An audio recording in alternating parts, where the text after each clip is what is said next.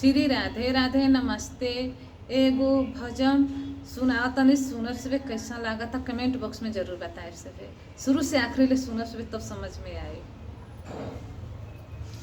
कहवा मिले मोंगावा यार कहवा मिले मोतिया यार कहवा मिले मोतिया कहाँ हो मिले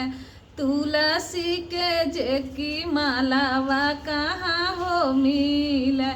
तुलसी नाम मालावा कहाँ रे मिले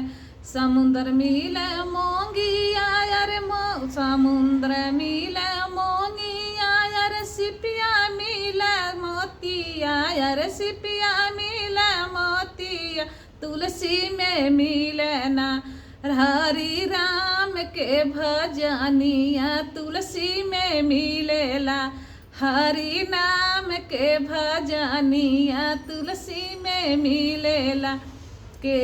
पहिरा मूंगावा यार के पहिरा मोतिया यार के पहिरा मोतिया के हो भजेला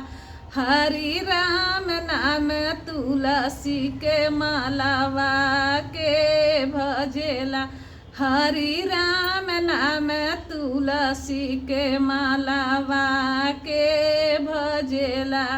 राजवा पहिरा मोंगावा यार रानिया पहिरा मोतिया यार रानिया पहिरा मोतिया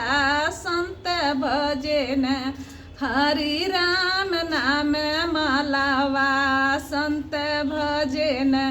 हरि राम नाम मालावा संत भजन